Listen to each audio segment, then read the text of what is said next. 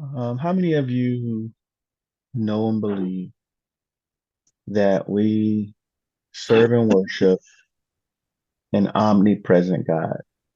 Amen. Yes. Okay. That there's not a thing that happens in our lives that He's not aware of and not in the midst of. Agree. There are some things that He causes to happen, and there are some things that He allows to happen. Do y'all agree with me? Yes, Amen. yes. Amen. Amen. I'm talking about one who's with us, whether we're on the mountaintop, but He's especially with us, His children, when we're in the valleys. Uh, Amen. he is with us in times of victory, um, and He's with us in times of trouble. Amen. This is for the one who feels the heat of their current situation. And if you're not feeling the heat of your current situation, maybe it's the cold of feeling isolated. This is for Amen. you. This is for you. Um, I'm going to use a familiar story today. And if you need me to give you a text or scriptures later, I'll do that. But I'm just going to use a story to minister today for those who say, okay, yeah, I can relate to the heat of my situation or the cold of my situation. Um, the book of Daniel tells a story that we're real familiar with. And that's why I want to use this one this morning. Hopefully it ministers to someone I don't know. Um, you got this king Nebuchadnezzar of Babylon, who made this big golden statue, and he commanded that everyone in his kingdom they were to bow down in front of it and worship it, especially when the music played, you know.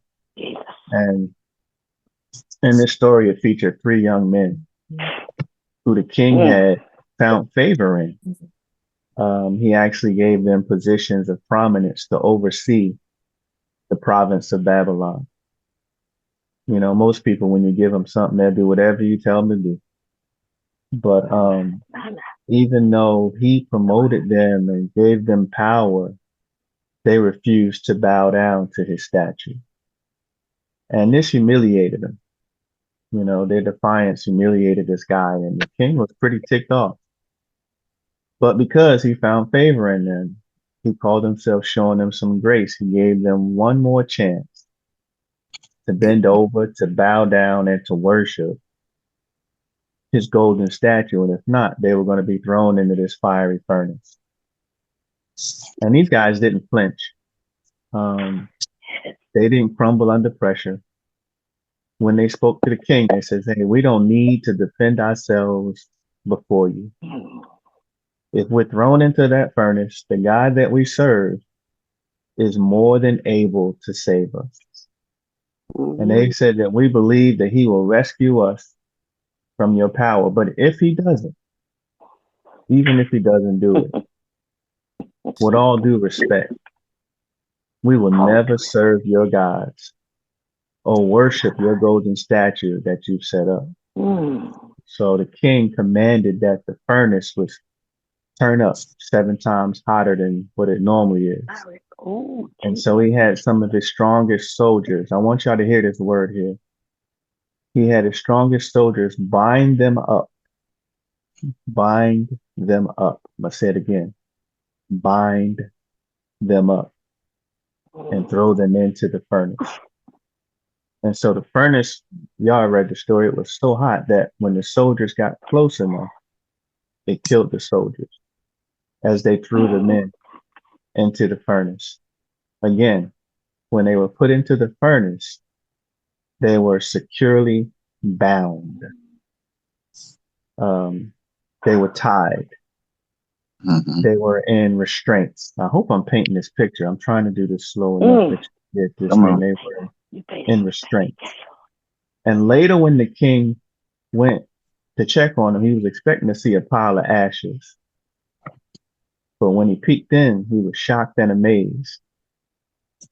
And he asked his officials a question. Didn't we throw three men bound into the midst of this fire? And he was like, yeah, king. There was three of them. And he said, I want y'all to look. I see 4 men, and 4 men are loose. They're not bound, they're loose. They're walking in the midst of the fire. They ain't hurt. And the Yes, Lord. 4th one looks like the Son of God. Right, God. And so Nebuchadnezzar then says, hey, Shadrach, Meshach, and Abednego, servants of the Most High God, I need you to come out, come here. And so the three young men stepped out of the fire, and everybody surrounded them. They wanted to get a good look. You know, when you go through stuff, people want to see what you look like when you go through it. People want to see what you went through did to you. But when they looked at these boys, they realized that the fire didn't touch them. It didn't touch their hair. It didn't touch their clothes. The only thing the flames did in this case was freed them from what was binding them. Mm-hmm. The flames burnt off those things that was binding them. It burned up those things that was restraining them. I'm hoping somebody's seeing what I'm saying. Somebody needs to see the reason the Father has not turned the heat down yet in your situation is because he is using the flame to burn away what's been holding you, what's been keeping you bound. Mm-hmm. Yeah. The king was so messed up that he began to, let's think about it. This king went from being against God to praising God. Amen. He began to praising him himself. And then he issued this decree saying, if anybody was to speak any word against the God of these 3 boys, that they would be cut into pieces and their houses would be turned into ashes. And the reason why he said that, he said, because there is no other God who can deliver like this. So then the king promoted these guys again to even higher positions in Babylon. Someone needs to know that the one I'm talking about is the same God that we serve today. Amen. In your fire, he is there. In your troubles, he is there. While you weep, he is still there. And he will use the same fire that the enemy has intended to consume you, to free you from the things that are binding you right now.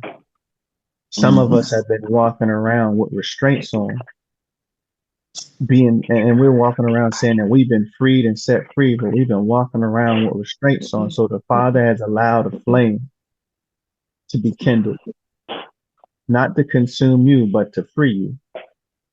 So sometimes he allows the flames to come in our lives so that he can free us from the things that have been holding us down. So this morning, I pray that this message ministers to someone who's in the midst of the fire and wonder why the Father hasn't turned the heat down yet. Someone that's in the midst of the fire, and yet you're still wondering how much longer I got to go through. But what you fail to understand is the fire that you are in should have consumed you, but because you're not in there alone, you're gonna be all right. He is there with you, and the same fire that has the potential to consume you is meant to free you.